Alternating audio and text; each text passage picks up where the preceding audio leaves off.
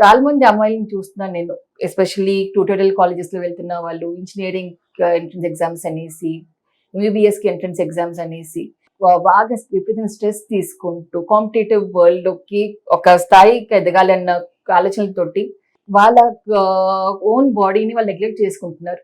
దానివల్ల వచ్చిన ప్రాబ్లమే పీసీఓడి.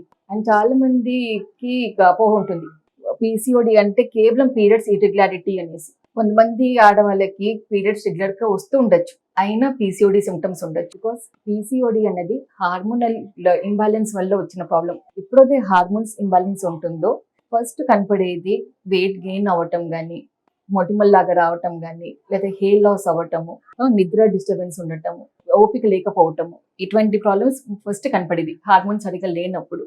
రెండోది పీరియడ్స్ మీదకి ప్రభావం చూపించటం. మూడోది స్కానింగ్ రిపోర్ట్ చేసేటప్పుడు మనకి కనపడేది ఓవరీస్ లో చిన్న చిన్న నీటి బొడుగలు, దాన్ని పాలిసిస్టిక్ ఓవేరియన్ డిసార్డర్ అనేది.